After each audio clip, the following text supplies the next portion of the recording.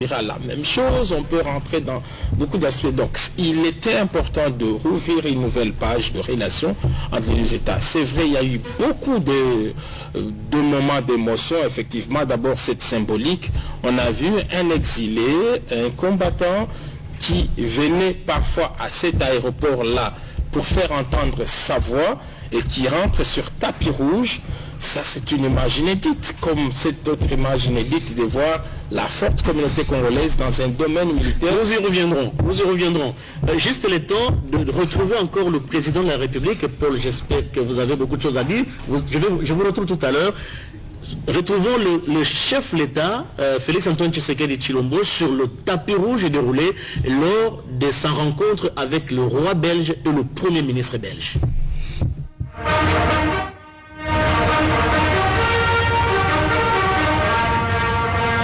Le drapeau congolais flottant du haut du palais d'Egmont, siège de la primature belge, l'image est hautement symbolique.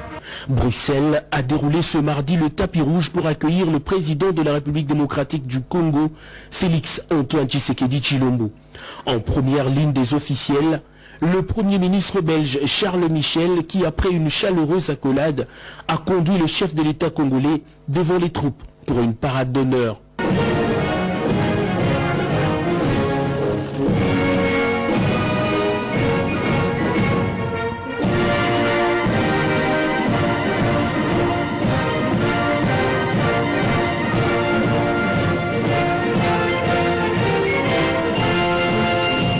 Après les honneurs militaires, les deux personnalités accompagnées de leurs experts se sont retirées pour des discussions approfondies sur la nouvelle ligne diplomatique à mettre en place, ainsi que des possibles partenariats à sceller. Séance de travail terminée, la ministre d'État aux Affaires étrangères de la RDC, Mme Thérèse Toumba-Nzeza, et le vice-premier ministre belge des Affaires étrangères, Didier Reynders, ont conjointement signé en présence du chef de l'État congolais et du Premier ministre belge une série de mémorandums d'entente. Il s'agit notamment d'un document autour du domaine des affaires étrangères, d'un autre pour les ministères des Finances dans lequel une possibilité de formation des douaniers serait envisagée, et d'un tout dernier sur le renforcement de la coopération diplomatique entre les deux pays. La plus grande solennité du jour s'est déroulée au Palais Royal de Bruxelles, où le roi Philippe de Belgique a reçu le président de la République démocratique du Congo, Félix-Antoine Tshisekedi Tshilombo, pour un échange en tête-à-tête. Après plusieurs minutes d'entretien, le roi et le président de la République rejoignent leurs épouses pour la séance photo qui a précédé la signature du livre d'or dans la salle Empire du palais. Le couple royal a ensuite convié ses hôtes à un déjeuner offert en leur honneur au salon blanc du même palais. À la sortie du palais royal, le cortège présidentiel a pris la direction du mémorial du soldat inconnu. Sur place, le 5e président de la RDC s'est incliné devant ce symbole de la bravoure des militaires belges, aux côtés desquels ont évolué quelques anciens combattants congolais, liant ainsi l'histoire de la RDC à celle de la Belgique. Cette solennité organisée en l'honneur du président congolais traduit la volonté de la Belgique à renouer les liens diplomatiques avec son ancienne colonie, aujourd'hui plus que jamais État souverain, la République démocratique du Congo.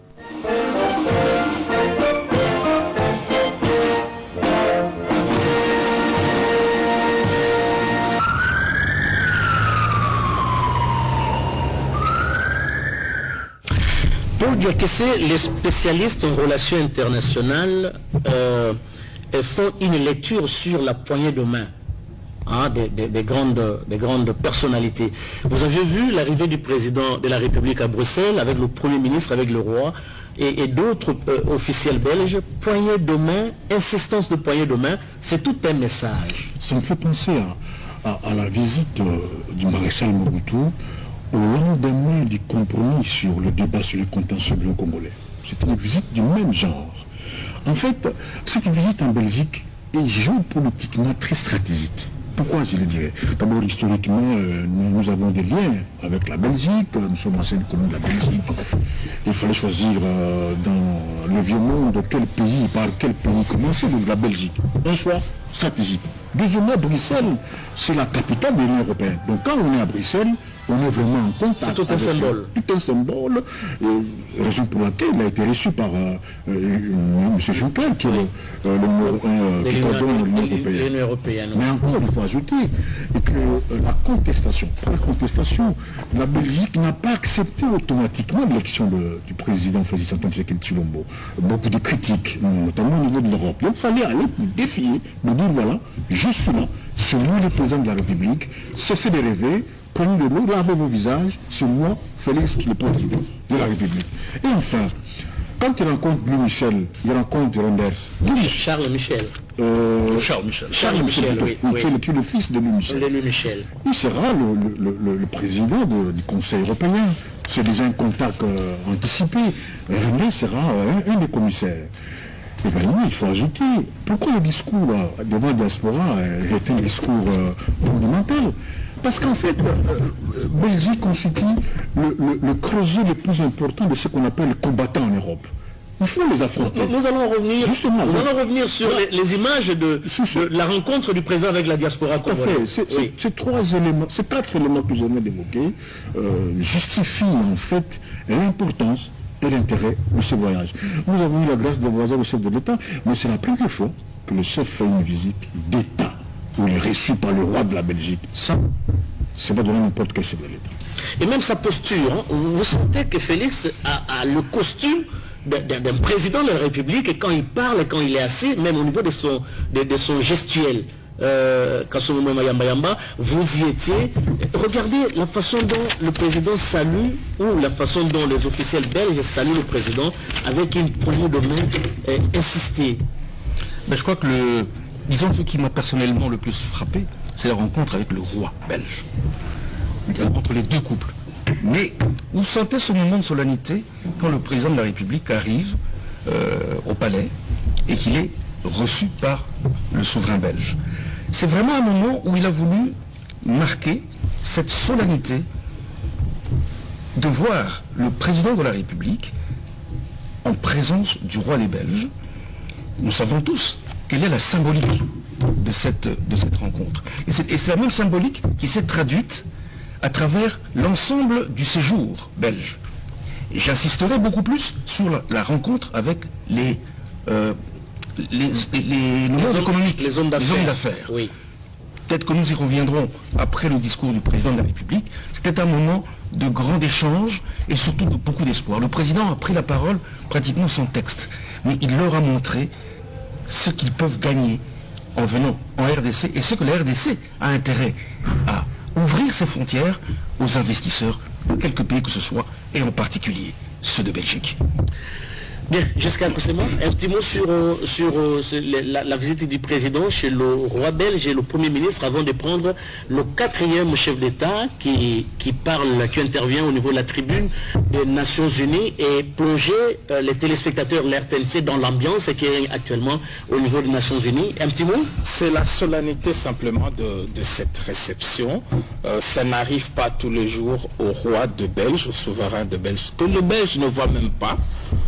Sortir pour accueillir ces hôtes de marque. C'est des événements rares, donc ça signifie qu'au niveau de la symbolique, il y a ces rapports d'égal à égal, de partenaires. Donc on n'est plus dans une relation mutuelle. Exactement, dans les respects de souveraineté des États.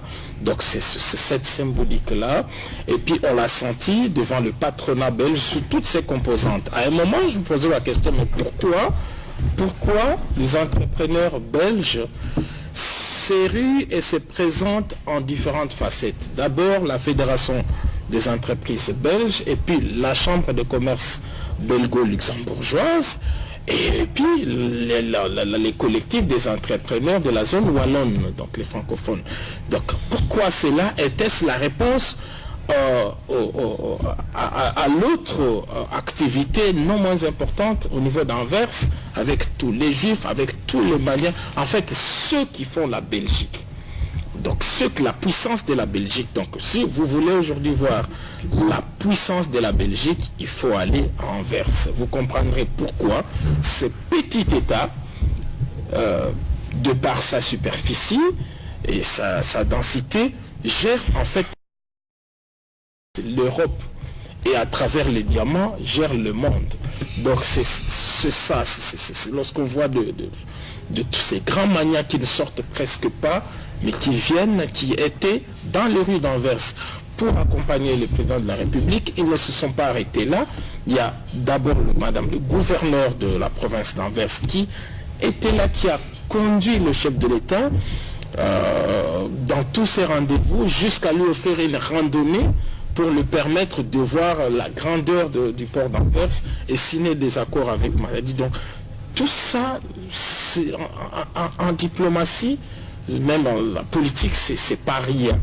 C'est pas rien, et lorsqu'on dit que la Belgique, c'est la porte de l'Europe, oui, elle l'est, parce qu'aujourd'hui, c'est la Belgique qui gère l'Europe, c'est même les sièges de l'Europe. Et ici, tout celui qui veut aller en Europe passe par la Belgique. Donc ce n'est pas rien. Et c'est donc ces rapports-là d'égal à égal. Donc nous pensons qu'il y a... C'est vrai, les gens veulent voir le président de la République traîner des mallettes. Non, les répercussions, il faut les attendre. On va parler parce qu'il y a beaucoup de gens qui disent que c'est des visites, mais ça rapporte quoi au pays. On va en parler. Juste le temps de prendre l'ambiance qui règne actuellement au niveau de l'Assemblée Générale et des Nations Unies. Je crois que ça, c'est le 4e. C'est l'avant-dernier. L'avant-dernier, avant le président de la République, sauf changement. Après lui, c'est le président. Oui, le temps aussi de demander à mon estimé confrère Cédric Kenina de nous rejoindre et suivre avec nous, bien sûr, l'intervention du président de la République, et au fur et à mesure, Kenina Scala et également Mbouyal et pourquoi pas Edi Tchala, et pour décortiquer justement les discours du président de la République. Suivons l'ambiance qui règne en ce moment au niveau des Nations Unies, et puis nous allons revenir après. Actif intérimaire de 18% de sources renouvelables de son bouquet énergétique. Elle est devenue un des champions de l'Union européenne à cet égard. Cette année, le secrétaire général Guterres a célébré la première journée internationale de l'éducation le 24 janvier, plaçant l'éducation au cœur du programme de développement à l'horizon 2030. La Bulgarie souscrit totalement à l'affirmation selon laquelle l'éducation est un moteur pour l'élimination de la pauvreté et une force majeure pour la paix. En tant que membre du Conseil des droits de l'homme, la Bulgarie s'est engagée à autonomiser les enfants handicapés grâce à une éducation inclusive. Une éducation inclusive est un outil essentiel pour le processus d'inclusion sociale. Dans un monde qui est mu par l'information, les technologies, les communications, nous accordons une place particulière aux possibilités qu'offre l'éducation. Au cours des années à venir, le commissaire bulgare de la Commission européenne sera chargé du secteur de la jeunesse, de l'éducation et de l'innovation, ce qui montre l'importance que nous attachons à ces priorités. La santé mondiale est également l'un des grands défis contemporains. La Bulgarie confirme son engagement vis-à-vis d'une couverture santé universelle, car cela est inscrit dans nos priorités nationales. Nous nous félicitons de la réunion de haut niveau opportune sur ce sujet, ainsi que la déclaration sur la couverture santé universelle et son ambitieux appel à l'action. Les Nations Unies ont toute une série d'outils à leur disposition, tels que la médiation, la prévention des conflits, le maintien de la paix et la consolidation de la paix. Nous félicitons la vision du secrétaire général d'une réforme généralisée dans tous ces domaines si importants. La Bulgarie se félicite également de l'engagement du secrétaire général à faire avancer la diplomatie pour la paix, prête à appuyer ses efforts pour renforcer le rôle de la médiation dans la prévention des conflits, et notamment par le biais de l'initiative Action pour le maintien de la paix. Le terrorisme international et l'extrémisme violent continuent à représenter une menace significative à la paix, la sécurité internationale, les droits de l'homme et le développement durable. La communauté internationale devrait redoubler d'efforts pour renforcer la coopération contre le terrorisme en appuyant les Nations Unies en tant qu'acteur clé. Malheureusement, au cours de l'année écoulée, la communauté internationale n'a pas été en mesure de faire de véritables progrès pour quelques conflits que ce soit à travers le monde. La victoire militaire proclamée sur le mal nommé califat de l'EIL en mars dernier n'a pas été suffisante pour que la région du Moyen-Orient déchirée par la terre puisse se rapprocher de la paix. La communauté internationale devrait rester vigilante car la menace terroriste continue à exister sous différentes formes. Trouver une solution politique au conflit en Syrie est essentiel pour la stabilité et la sécurité de la région et au-delà. Nous souhaitons voir une cessation des hostilités à l'échelle du pays pour la protection des civils. Il est impératif de garantir l'accès humanitaire à toutes les parties du pays. Un processus politique durable devrait être lancé sous l'égide des Nations Unies visant une transition politique inclusive et pacifique. Une solution politique durable devrait également être recherchée par le biais d'un processus politique appartenant réellement aux Syriens et sur la base de la résolution 2254 du Conseil de sécurité et du communiqué de Genève de 2012. La Bulgarie se félicite de l'engagement des pays hôtes voisins qui sont prêts à contribuer à réduire les souffrances des réfugiés. Il n'existe pas de solution militaire à la crise en Libye. La Bulgarie continuera à appuyer la relance du processus de médiation dirigé par l'ONU et les préparatifs pour les élections présidentielles et parlementaires lorsque cela s'avérera possible. La stabilisation de la Libye est de la plus haute importance pour la sécurité régionale et pour la gestion des flux migratoires en Méditerranée.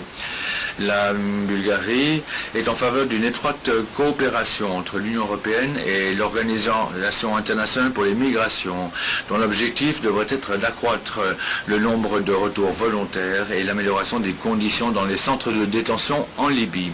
La Bulgarie continuera à appuyer tous les efforts visant la reprise pour parler de paix israélo-palestinien, y compris les efforts du Quatuor pour le processus de paix au Moyen-Orient.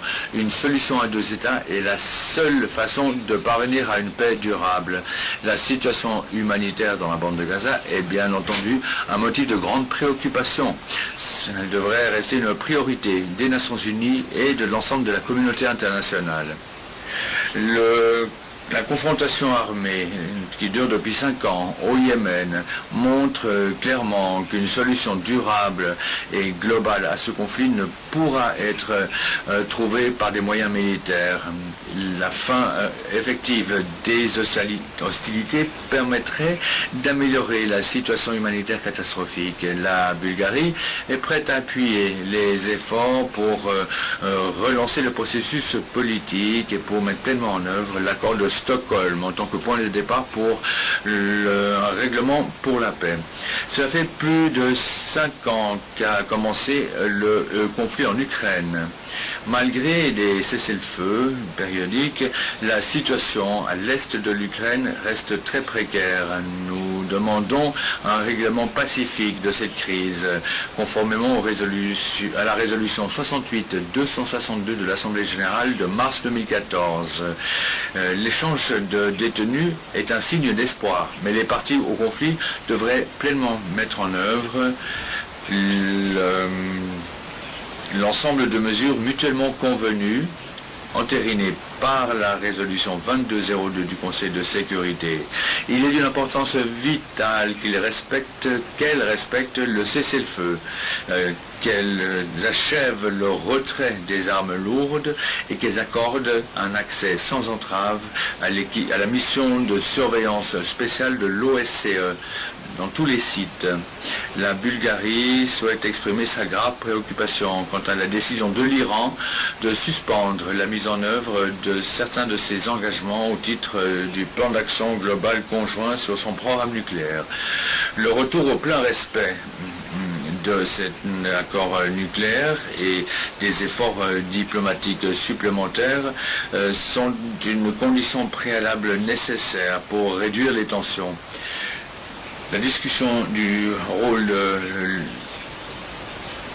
de la région et du programme de missiles balistiques de l'Iran devrait être examinée séparément du plan d'action global.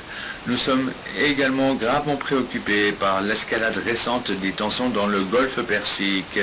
Une priorité immédiate devrait être des mesures de désescalade pour éviter tout incident supplémentaire. La reprise du dialogue entre les États-Unis et la RPDC et les signes encourageants concernant la disposition de Pyongyang à participer à des négociations sur la dénucléarisation représentent une nouvelle phase qualitative dans les efforts internationaux. Il est vital que les accords émanant de ce sommet soit suivi d'actions donnant des résultats concrets. La Bulgarie réitère son appui à la pleine mise en œuvre du régime de sanctions, ainsi que pour que les voies de communication restent ouvertes. Les efforts multilatéraux pour la non-prolifération et le désarmement restent essentiels. L'année prochaine, nous allons célébrer le 50e anniversaire du traité sur la non-prolifération nucléaire, qui coïncide d'ailleurs avec la conférence d'examen du TNP de 2020. Pour maintenir la dynamique, nous devrions réaffirmer la validité de ce traité en tant que pierre angulaire du régime de non-prolifération nucléaire. La Bulgarie a toujours appuyé l'intégration des Balkans occidentaux dans l'Union européenne. Le processus menant à l'adhésion est un investissement dans la stabilité. La Bulgarie met un accent particulier sur la nécessité de surmonter le legs du passé de cette région en s'employant activement à créer des relations de bon voisinage. La Bulgarie se félicite de toutes les initiatives visant à autonomiser économiquement et socialement les personnes appartenant à des groupes vulnérables. En tant que membre du Conseil des droits de l'homme de l'ONU, mon pays reste très actif en la matière. J'ai eu l'honneur de prendre la parole devant le Conseil en juin de cette année et de confirmer notre engagement à nous faire le champion des droits de ceux qui dans le besoin. En tant que coprésident du groupe des Amis des enfants et dans le cadre de notre travail avec l'UNICEF, nous respectons strictement le principe selon lequel la famille est le meilleur environnement pour élever des enfants. La Bulgarie est également en faveur du non-placement des enfants dans des institutions spécialisées. Les femmes à travers le monde continuent à être sous-représentées dans les gouvernements et dans les entités privées. Et pourtant, et de plus, elles constituent la majorité des pauvres du monde. Je suis fier que mon pays ait un bilan remarquable dans le domaine de l'autonomisation des femmes. La Bulgarie est pleinement engagé à mettre en œuvre la résolution 1325 du Conseil de sécurité. La tolérance et la compréhension mutuelle sont des valeurs qui sont des socles mêmes de la démocratie. Malheureusement, aujourd'hui, et malgré tous les efforts, l'antisémitisme réapparaît, montre son laid visage à nouveau. Le sauvetage de l'ensemble de la population juive de Bulgarie en 1943 est l'un des moments les plus extraordinaires de notre histoire. Dans la période la plus sombre de la Deuxième Guerre mondiale, mon pays a montré l'exemple de comment la société civile peut défendre les valeurs humaines. Notre tradition nationale de tolérance et de respect des autres nous oblige à fournir une réponse claire à l'essor de l'antisémitisme, la xénophobie et des discours haineux d'aujourd'hui. L'année prochaine marquera le 75e anniversaire des Nations Unies. Des messages forts vont mobiliser la communauté internationale pour qu'elle prenne des actions concrètes, rapides et audacieuses qui sont plus nécessaires que jamais. Le message que j'aimerais vous transmettre à tous, c'est également ma croyance personnelle. Notre mission est encore possible et notre mission est de faire d'elle une réalité. Je remercie le représentant, le président de la République de Bulgarie pour son allocution. Je prie les délégations de rester assises pendant que nous accompagnons son Excellence.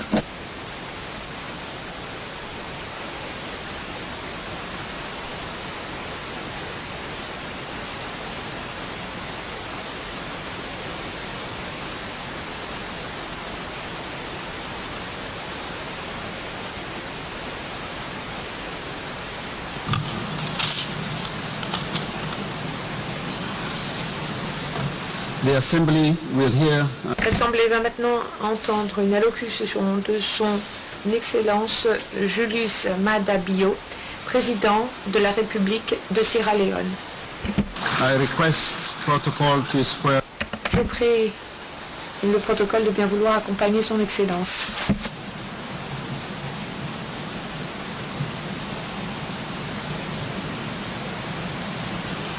On behalf of the General Assembly, au nom de l'Assemblée générale, j'ai l'honneur de souhaiter la bienvenue à l'Organisation des Nations Unies, à son Excellence Julius Maada Bio, président de la République de Sierra Leone, et de l'inviter à prendre la parole. Monsieur le Président.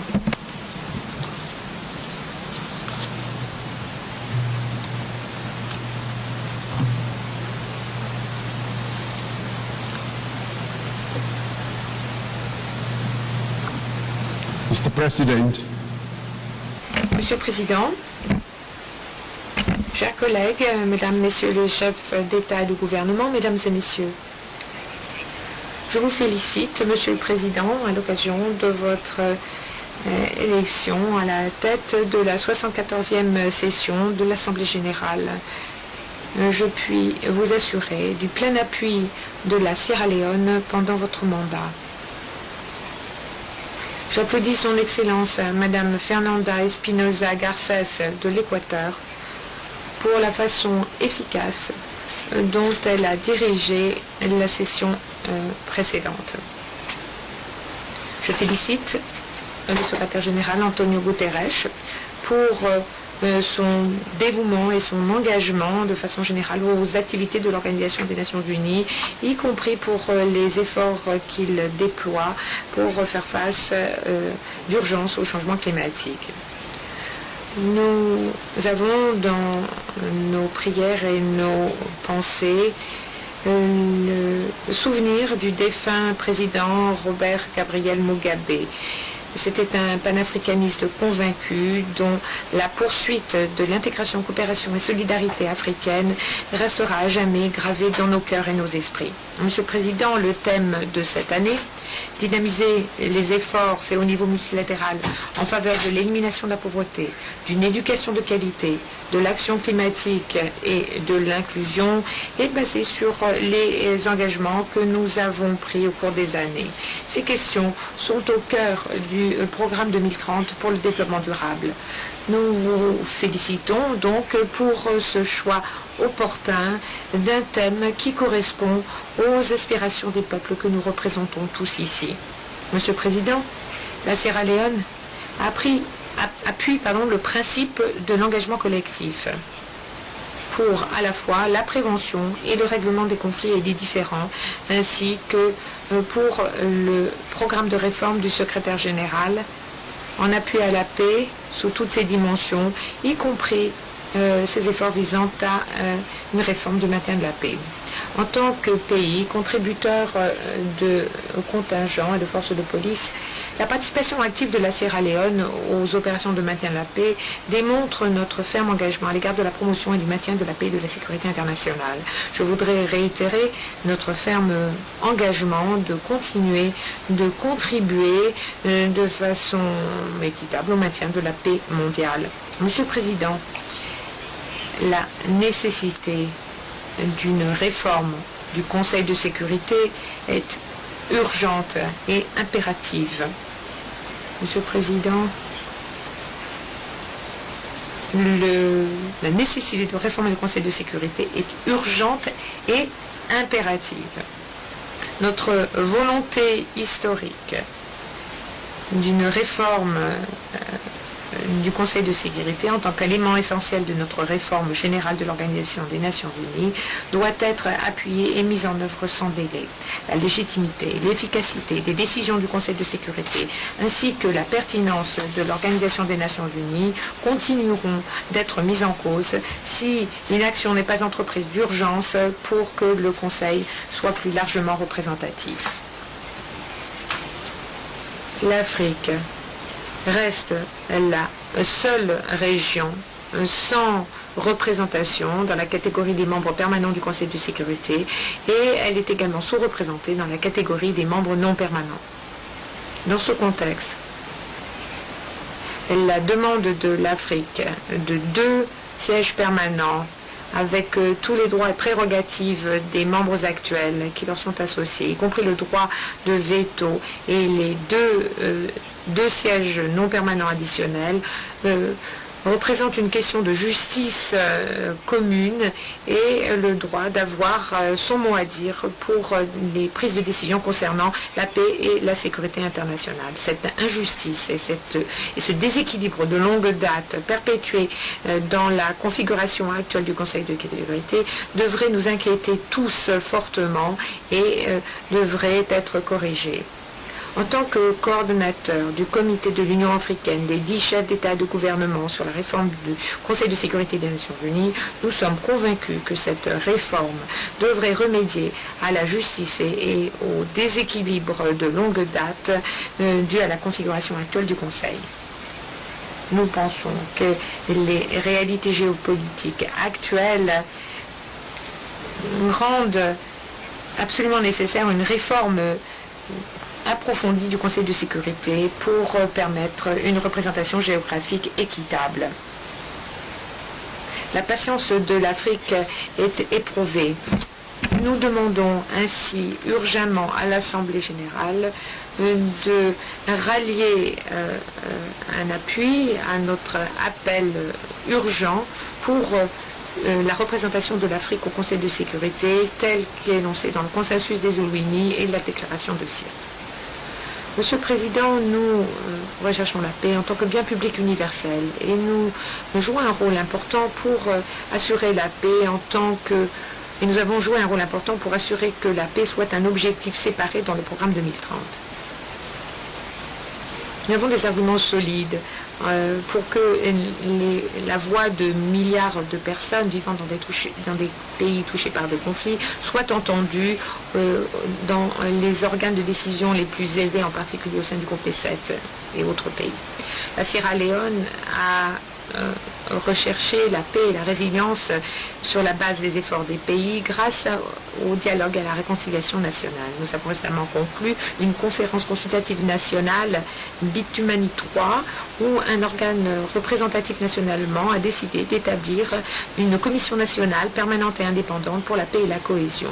Nous procédons de cette façon soucieux du fait qu'une coexistence pacifique et que la gouvernance inclusive sont des préalables à notre gouvernement, à notre développement. Monsieur le Président, le développement et l'élimination de la pauvreté doivent être bien planifiés, inclusifs et durables.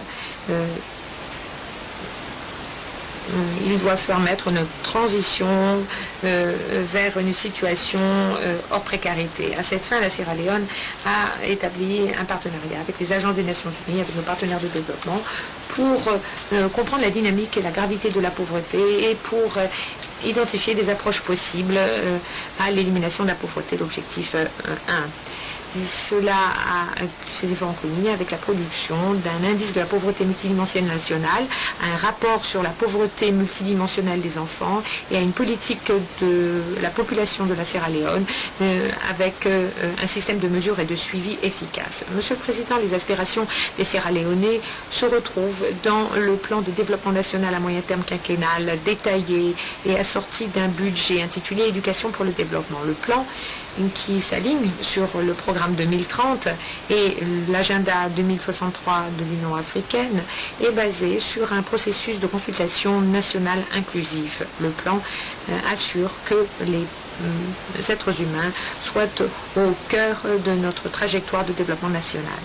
Monsieur le Président, l'élimination de la pauvreté n'est possible que si nous exploitons et améliorons notre ressource la plus grande au sein de la nation, les êtres humains. Des êtres humains qualifiés, sains, productifs, sont les moyens de parvenir à un succès, à une prospérité globale. En tant que nation, nous considérons que le renforcement du capital humain est un facteur crucial pour la réalisation des ODD. Mon gouvernement a ainsi alloué 21% de son budget national à l'éducation. En conséquence, l'enseignement de la maternelle au secondaire est gratuit, indépendamment du sexe, de la capacité ou de l'ethnicité. Nous avons actuellement 2 millions d'enfants qui sont scolarisés dans notre pays. Nous avons élargi les possibilités d'éducation pour les filles en créant des espaces sûrs dans les écoles, en faisant campagne vigoureusement contre le mariage précoce et la violence sexuelle et sexiste. Et les filles qui sont admises à l'étude des disciplines sciences techniques, ingénierie et mathématiques dans des collèges se voient garantir des bourses et les centres d'enseignement technique et professionnel sont maintenant accessibles à plus de Sierra-Léonaises et de jeunes et nous investissons davantage dans l'infrastructure scolaire, les transports, l'assainissement et la santé, la nutrition et les programmes de rétention. Nous restructurons notre système d'éducation pour réaliser une éducation de qualité desservant le développement du secteur, le développement d'un secteur privé inclusif, durable et national. Notre but est de parvenir à des résultats d'apprentissage appropriés du point de vue de l'âge en matière d'alphabétisation, compétences informatiques et esprit critique. Nous invitons le monde à travailler avec nous. Par le biais du directorat sur les sciences, les techniques et l'innovation, nous avons mis au point un incubateur de développement du capital humain avec des données en temps réel sur l'éducation en Sierra Leone et d'autres composantes de notre développement du capital humain dans le cadre de notre programme phare dans ce domaine, les interventions de politique et les investissements dans l'éducation, les soins de santé et la sécurité alimentaire, de plus en plus sont basés sur des données en temps réel. La Sierra Leone continue d'utiliser les données pour planifier, prendre des décisions de politique, allouer des ressources, orienter la gouvernance et ouvrir de nouvelles possibilités aux entreprises privées et pour appuyer le développement du capital humain. Nous sommes prêts à forger des partenariats, nous sommes prêts à collaborer, nous sommes ouverts à toute idée sur la façon de continuer d'améliorer la qualité de l'éducation, car nous sommes convaincus que notre succès dans l'économie numérique mondiale, dans le contexte de la 4e révolution industrielle, est basé sur nos investissements dans l'avenir de nos enfants. Monsieur le Président, grâce à des partenariats et à l'innovation, nous avons réalisé de grands progrès dans l'établissement d'une identité juridique et dans l'enregistrement des naissances en renforçant notre système d'état civil. Nous avons également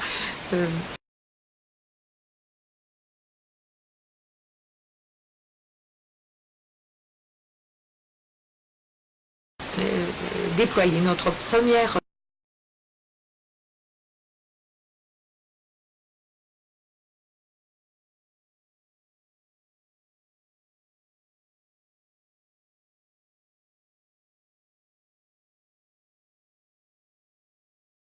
plateforme d'identité numérique nationale, chaîne de blocs, qui aidera les citoyens à avoir accès aux institutions certifiées de façon à pouvoir vérifier leurs identités à distance. La gouvernance, la planification du développement, l'inclusion financière et les impératifs des droits humains, entre autres, oriente notre initiative visant à créer une identité juridique en utilisant un instrument unique, sécurisé, avec des numéros de série. Nous pouvons également utiliser le même instrument pour renforcer la planification des soins de santé, les systèmes d'information de santé, la surveillance des maladies et pour également assurer le suivi des interventions de santé publique.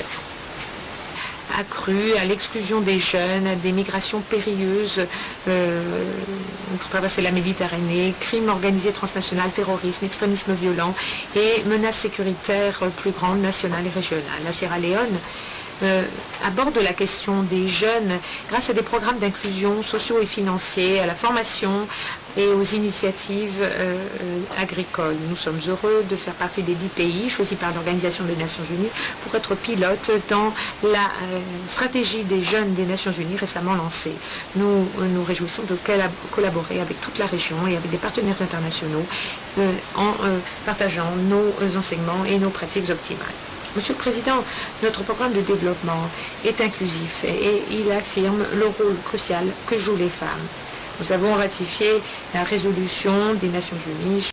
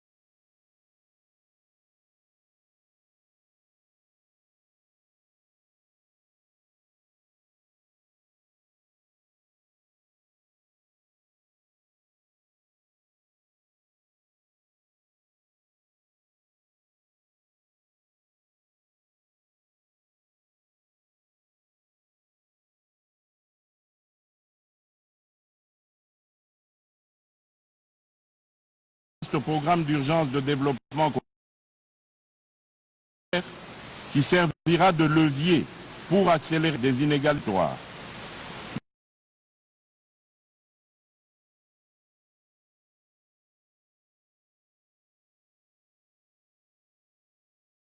Tant soit peu le retard de la marche vers la...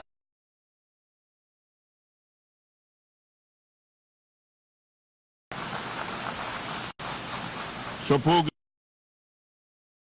l'ensemble des parties vise à accroître l'accès aux services sociaux de base,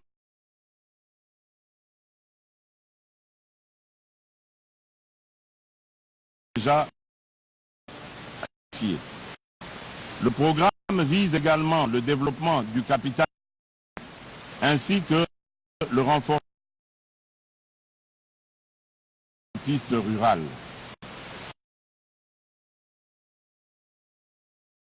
Socio-économique de l'humanité.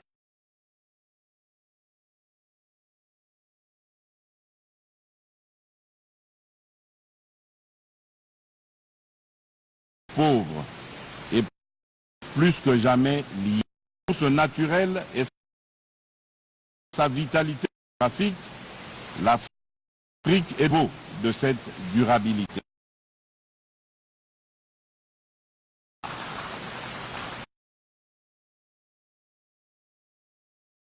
Le dépositaire de 47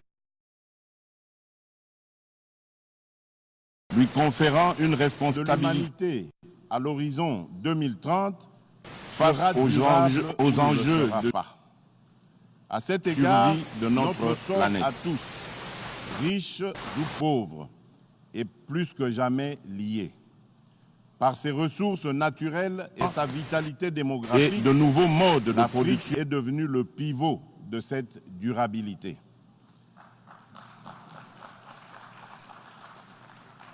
Dans cette Afrique, la nature a fait de mon pays le dépositaire de 47% des forêts du continent, lui conférant une responsabilité majeure face aux enjeux de survie de notre planète.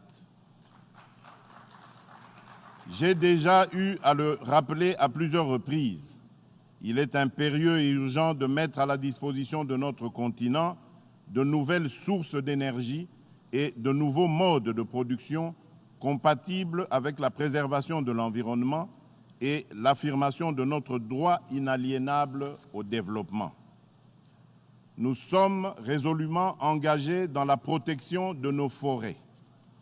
Cependant, la préservation de notre patrimoine naturel ne peut se faire au détriment de notre développement. Il est incompréhensible que les forêts du bassin du Congo, qui sont les mieux conservées au monde, ne captent que 1% des financements disponibles. Il est impératif que toute l'architecture financière internationale, en ce compris le Fonds monétaire international dans son rôle catalytique en matière de financement du développement, intègre davantage la donne environnementale dans son analyse des critères et des défis macroéconomiques liés à ces interventions dans les différents pays. En ce qui nous concerne, conscient du rôle majeur de la République démocratique du Congo à cet égard, notre gouvernement a relancé le dialogue avec ses principaux partenaires sur les questions environnementales, notamment ceux réunis dans le cadre de l'initiative pour les forêts d'Afrique centrale. Répondant à l'appel du secrétaire général des Nations unies, notre gouvernement s'est engagé, par ma personne, à accroître le niveau de ses engagements au titre de sa contribution déterminée nationale et à maintenir une collaboration étroite entre pays de la sous-région afin de parler d'une seule voix pour toutes les grandes questions en rapport avec la protection des forêts. Mon gouvernement a fait de la production d'énergie propre et renouvelable la première de ses priorités économiques pour le quinquennat.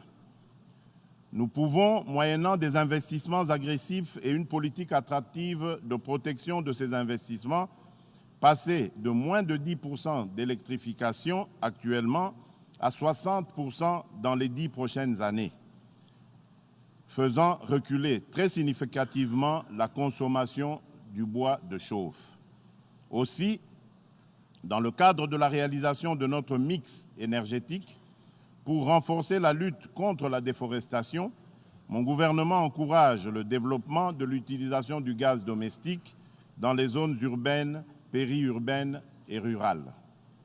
À terme, nous voulons être l'endroit de la planète où le kilowattheure électrique sera le moins cher, grâce à l'exploitation de notre capacité de plus de 100 000 mégawatts en hydroélectricité.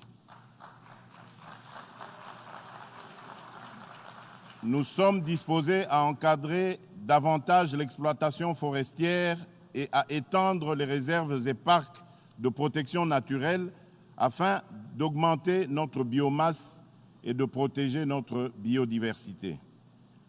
En revanche, cela ne peut s'entendre qu'avec, en contrepartie, la mise en œuvre effective d'une stratégie d'industrialisation éco-responsable concentrée autour des centres de production et de consommation et génératrice d'emplois pour notre jeunesse.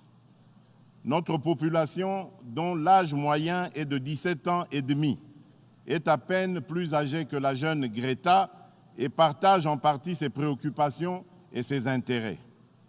Mais comment nos jeunes vont-ils s'engager pour la même lutte quand ils n'ont ni eau ni lumière? J'ai également décidé de sortir progressivement mon pays d'un système agricole archaïque à faible productivité et destructeur de notre patrimoine forestier. À cet effet, nous allons promouvoir une agroforesterie qui maximise notre avantage comparatif pour certaines cultures en privilégiant les zones de savane. J'entends faire de la question environnementale une préoccupation omniprésente et transversale qui touche l'ensemble de nos politiques, stratégies, programmes et projets de développement. Monsieur le Président, au moment où je m'adresse au monde du haut de cette tribune pour la première fois, je me dois de rappeler la relation particulière que notre organisation entretient avec mon pays. Tout d'abord, cette relation suscite en moi un sentiment de reconnaissance. En effet, la République démocratique du Congo a souvent été au centre des préoccupations des Nations unies suite aux nombreuses crises qu'elle a traversées depuis son accession à l'indépendance. Depuis le décès tragique du secrétaire général Dag Hammarskjöld, en passant par les nombreux casques bleus tombés au combat, jusqu'à plus récemment l'odieux assassinat des experts onusiens Zaïda Catalan et Michael Sharp, l'Organisation des Nations Unies, plus que toute autre organisation internationale, a vécu dans sa chair les réalités que vivent de millions de mes compatriotes. L'ONU et ses nombreuses agences ont également déployé d'importants moyens pour soutenir la République démocratique du Congo. Je tiens donc à vous réitérer la gratitude du peuple congolais qui n'oubliera jamais le soutien de notre organisation.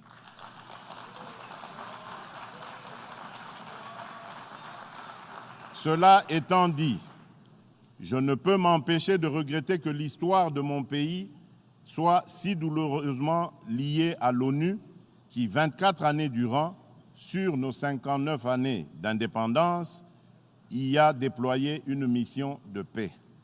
Pourquoi, malgré cette longue présence, la plupart des espoirs de paix et de développement ont été déçus?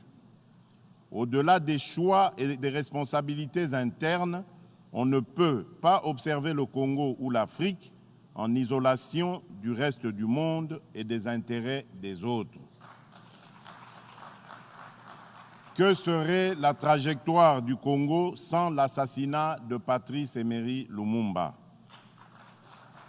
Que serait devenu mon pays si on l'avait laissé poursuivre son apprentissage démocratique pacifique de l'après-guerre froide sans passer par le détour d'une guerre venue d'ailleurs?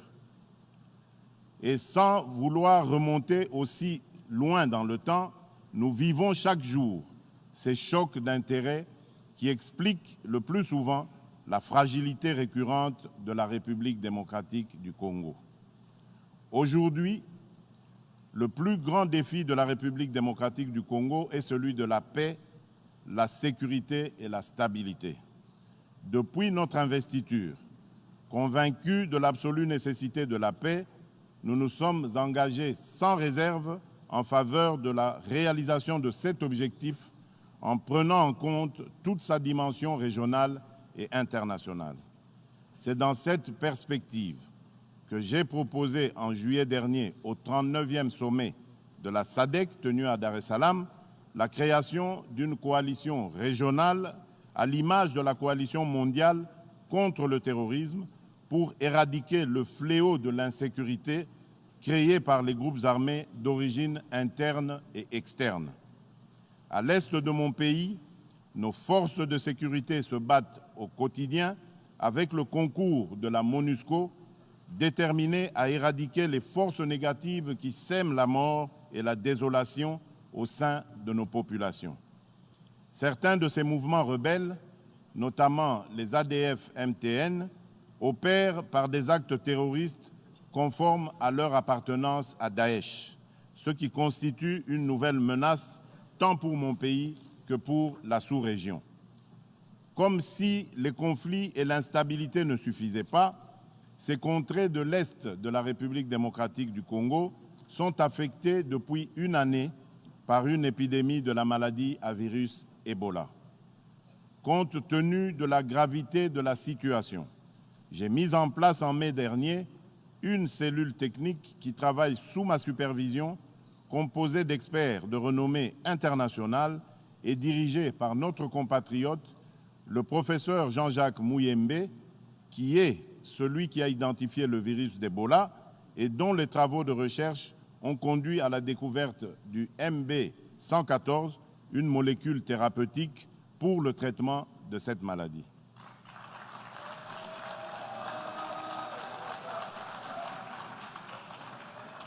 La nouvelle stratégie de riposte commence à produire ses effets, notamment dans la ville de Goma qui est aujourd'hui à l'abri du virus.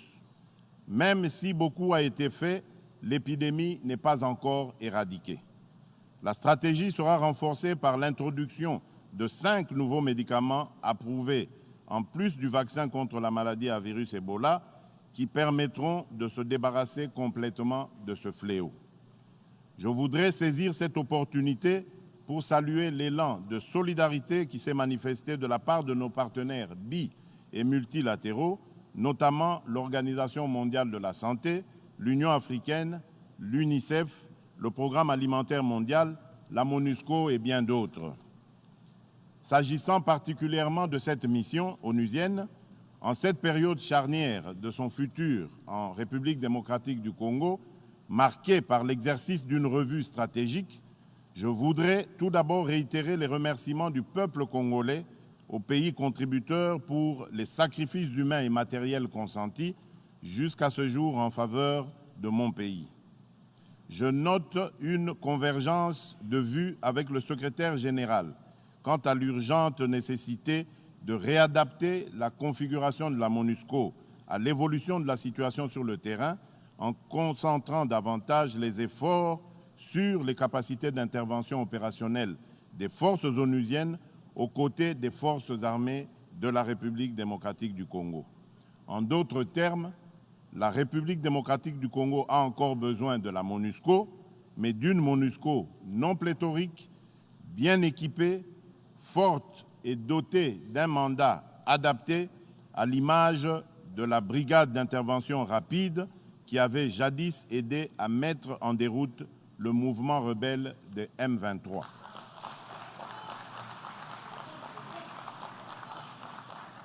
Monsieur le Président, à l'instar d'autres pays en développement, la République démocratique du Congo aspire à l'émergence. Nous sommes convaincus que notre pays, qui par sa position géostratégique se situe au carrefour des regroupements économiques d'Afrique centrale, d'Afrique australe et d'Afrique de l'Est, doit jouer la carte de l'intégration africaine comme moteur du développement et vecteur de paix entre les nations. C'est pourquoi nous avons soutenu le projet de zone de libre-échange continentale tout en étant conscients qu'il se mettra en œuvre par étapes successives. Ce processus passe inévitablement par l'harmonisation et le désarmement des barrières douanières. C'est dans cette vision que la République démocratique du Congo entend accélérer la mise en œuvre d'un programme de développement d'infrastructures à la hauteur de son immense superficie de 2 345 000 km² afin de relier le pays d'ouest en est et du nord au sud, de faciliter le transit des biens et des personnes et de libérer le potentiel agricole de nos provinces. Monsieur le Président, aujourd'hui, la République démocratique du Congo détient environ 70% des réserves mondiales des métaux stratégiques indispensables pour réaliser la transition énergétique et numérique qui s'impose à l'humanité. Plutôt que d'utiliser ces réserves naturelles de minerais comme source de rente monopolistique, mon pays se propose de s'ouvrir au monde en permettant l'exploitation réglementée de son sous-sol contre un accompagnement à l'industrialisation et à la production de batteries et de composants à plus haute valeur ajoutée. Le monde a soif de cobalt, de coltan et de lithium. Nous voulons des emplois industriels, de la formation et du développement.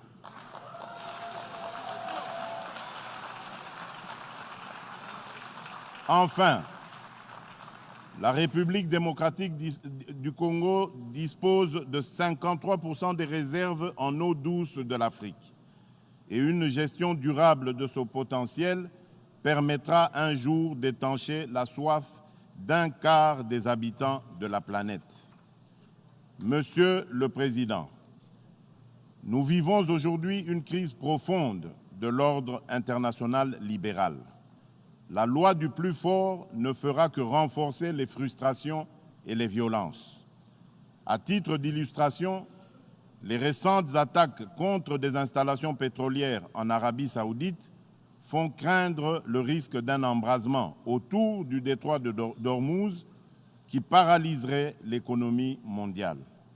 Nous avons le devoir de dénoncer toute forme de réaction violente aux problèmes politiques qui peuvent se régler dans le dialogue et la concertation. Sommes-nous disposés à définir un nouvel ordre mondial au sein duquel l'Afrique et la République démocratique du Congo joueront le rôle que leur confèrent les mutations enregistrées?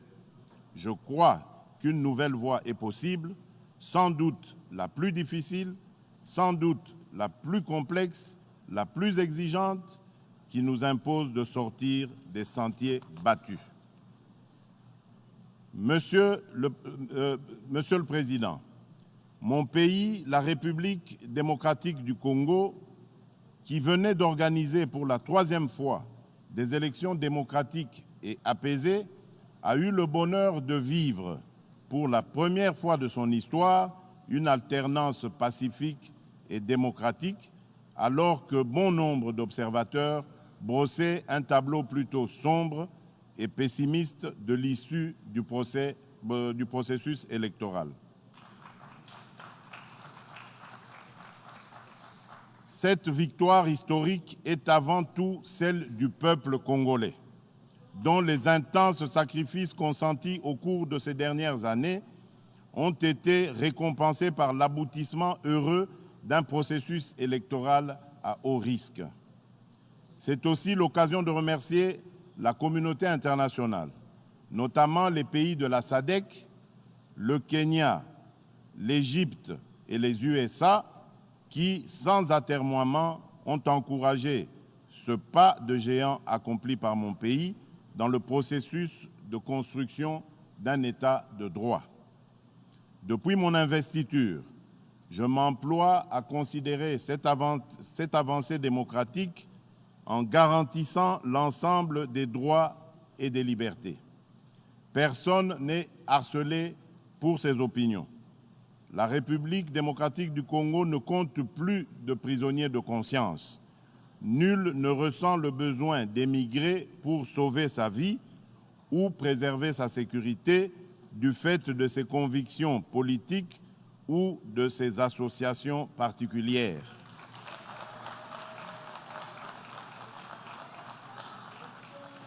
S'agissant de la prise en compte du genre, même si nous ne sommes pas encore parvenus à la parité intégrale, je suis heureux de constater les progrès accomplis en République démocratique du Congo en la matière dans tous les secteurs.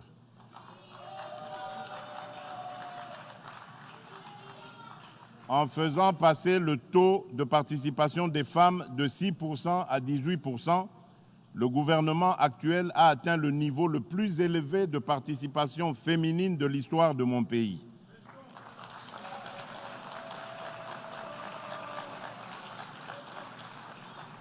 J'ai fait de l'approche genre l'un de mes engagements politiques prioritaires.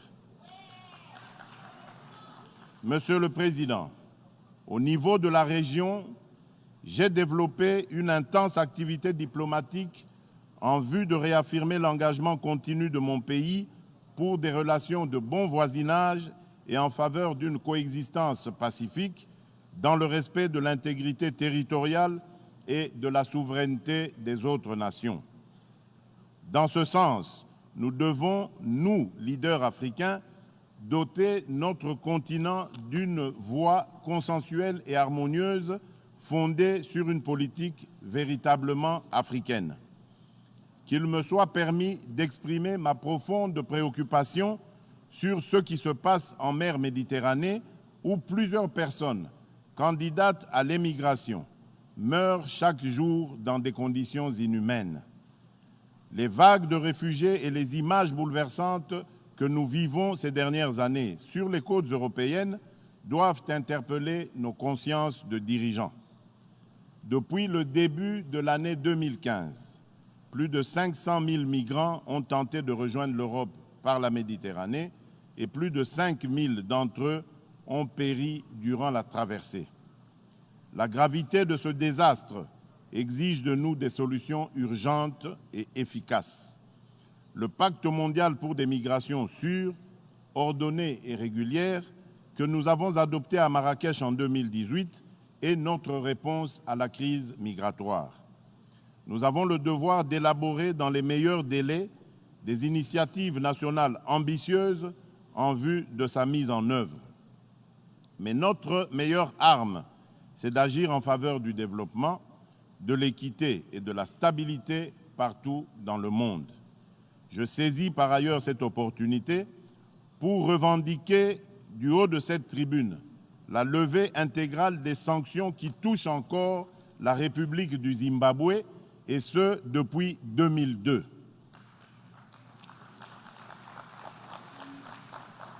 Ces sanctions ne se justifient plus dès lors que le pays a ouvert un nouveau chapitre de son histoire et s'est montré ouvert à coopérer avec le monde. Le maintien de ces sanctions est injuste. Il entrave l'attractivité du pays aux investissements étrangers et il affecte non seulement le Zimbabwe, mais aussi l'ensemble de la région. Monsieur le Président, Mesdames, Messieurs, la priorité absolue de mon action est d'offrir une perspective de dignité à nos populations, de promouvoir la création d'emplois, notamment pour les jeunes, et de lutter contre la précarité et l'exclusion. Et cette Assemblée qui veut réduire les inégalités et construire un monde plus inclusif peut être le porte-voix de ces laissés pour compte. Le défi est énorme, mais ce qui fait de nous des humains, c'est notre capacité à trouver des solutions, même les plus improbables, lorsque cela s'impose. Je vous remercie.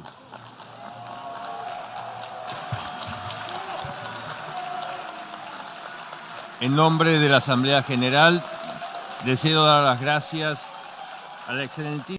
Au nom de l'Assemblée générale, je remercie son Excellence Félix Antoine Tshilombo Tshisekedi pour son allocution.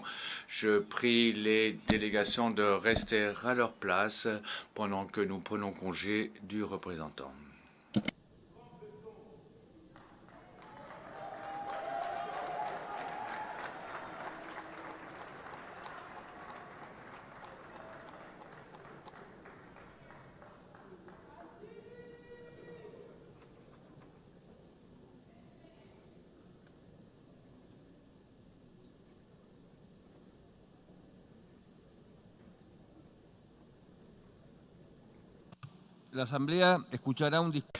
L'Assemblée générale va entendre une allocution de son Excellence Igor Dodon, président de la République du Moldova. Je prie le protocole de bien vouloir accompagner son Excellence.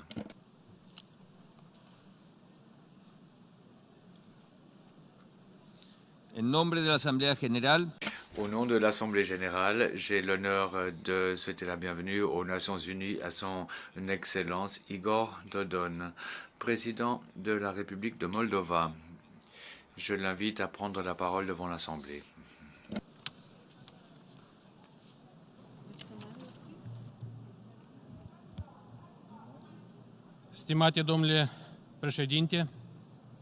Monsieur le Président, Excellences,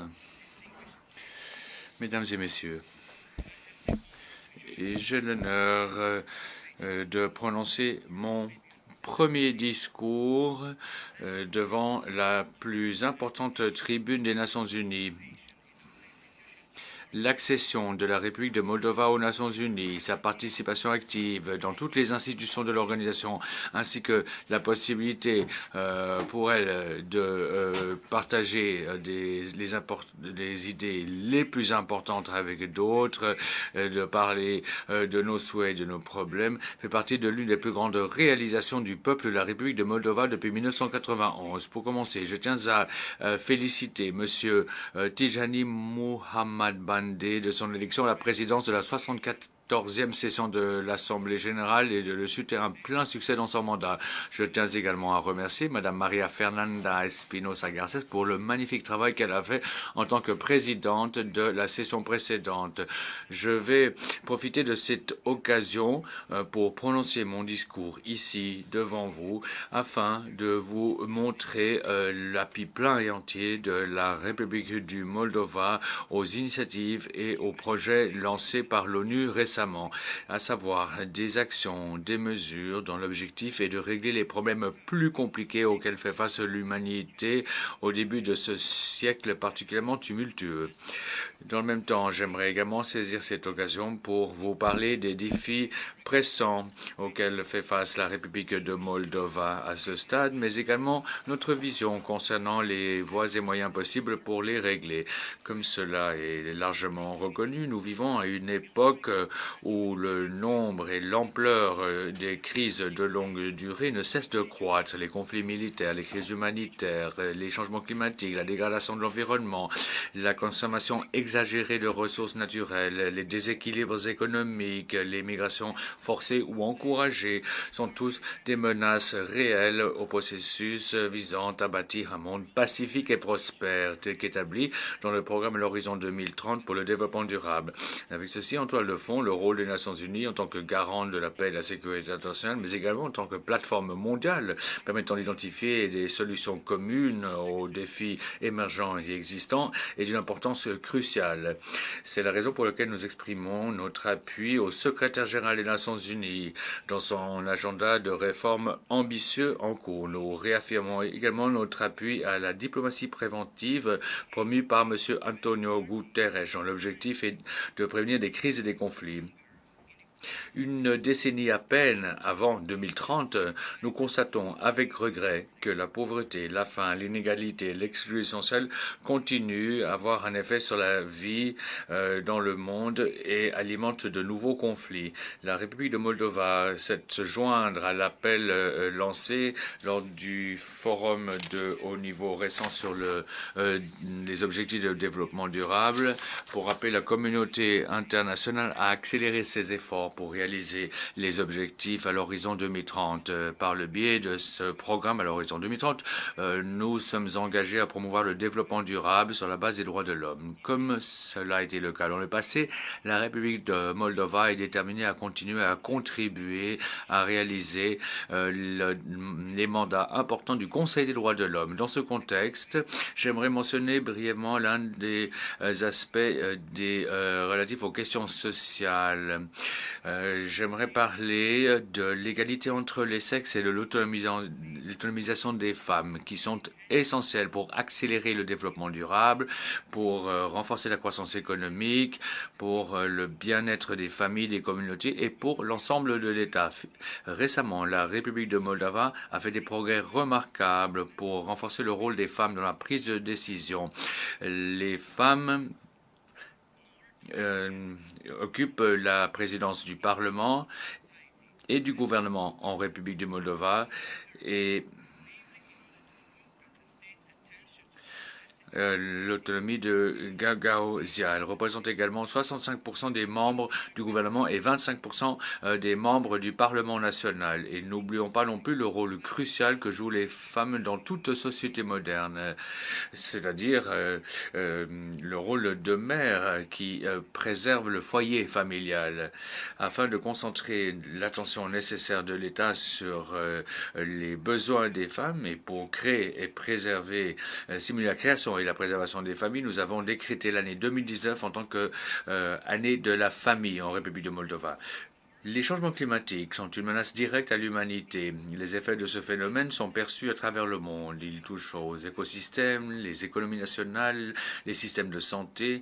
De plus, bien sûr, ces phénomènes affectent mon propre pays. La République de Moldova exprime sa solidarité avec l'appel de M. Guterres pour que des efforts soient intensifiés pour stopper ce phénomène des changements climatiques. Nous sommes fermement convaincu que les problèmes complexes auxquels les peuples du monde font face ne peuvent être réglés que par le biais d'efforts concertés.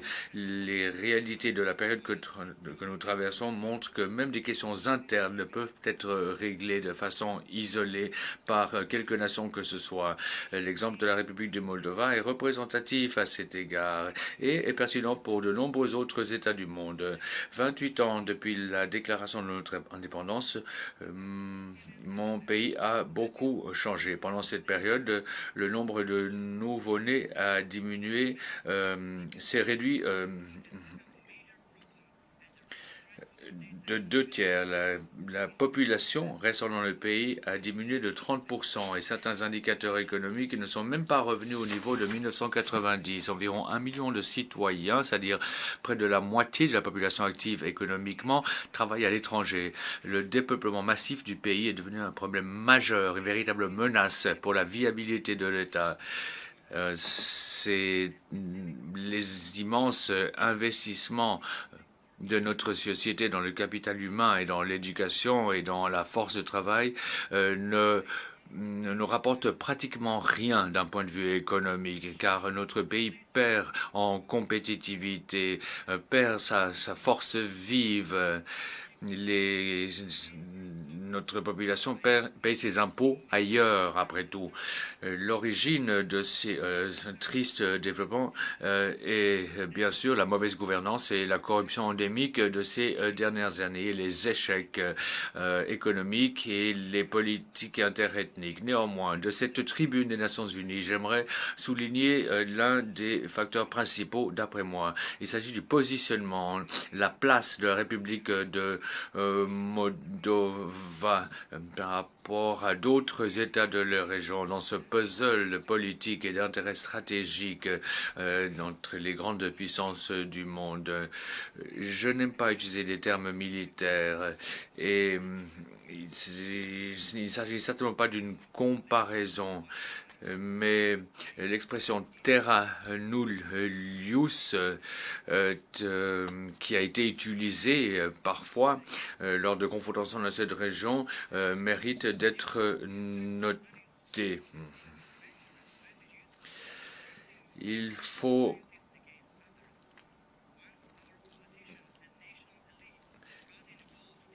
noter que même si depuis le conflit militaire le long du fleuve Dnistro en 1992, aucun engin n'a explosé sur notre territoire, la confrontation entre les grands acteurs géopolitiques pour un meilleur positionnement de la région n'a jamais cessé. Au fil de toutes ces années, il n'y a jamais eu de consensus entre les grandes puissances en ce qui concerne la République de Moldova.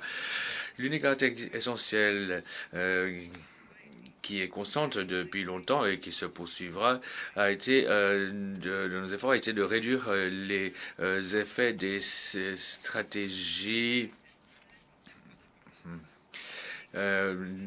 un mauvais escient visant à essayer d'attirer le Moldova dans des alliances qui sont en confrontation les unes avec les autres.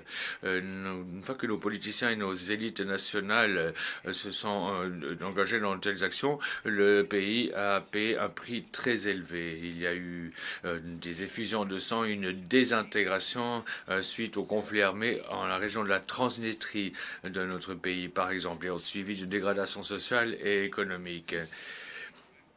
Au cours des 28 ans depuis notre indépendance, des préférences géopolitiques diamétralement opposées sont la base de la situation au Moldova, marquée par une grande polarisation. C'est la raison pour laquelle le président de la République du Moldova saisit toutes les occasions pour essayer de faire respecter la neutralité de notre pays. Et d'ailleurs, quelque chose qui est consacré dans notre constitution. De cette tribune, à plusieurs reprises, des appels ont été lancés pour le retrait des troupes militaires et des ammunitions du territoire de la République de Moldova. J'aimerais cette occasion pour me féliciter des dernières initiatives de la Fédération de Russie exprimées pendant la visite récente à Moldova par le ministre de la Défense russe, M. Shoigu, et pendant la visite officielle du ministre des Affaires étrangères de Moldova, M. Popescu, à Moscou, pour que le processus d'élimination des munitions étrangères au Moldova et dans la région de la Transnistrie soit repris.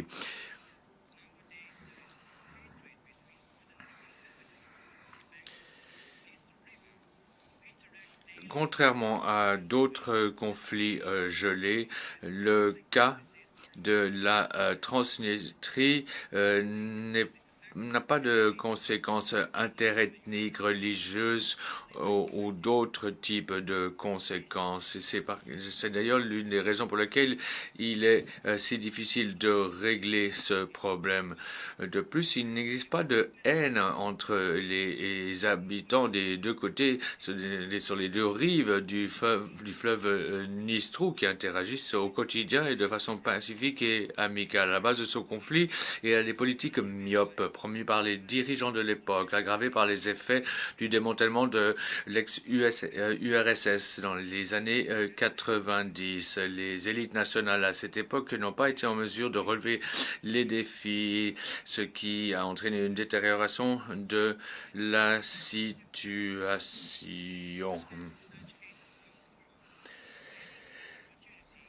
Actuellement, nous voyons au sein de la population le souhait de trouver une solution acceptable à ce conflit gelé.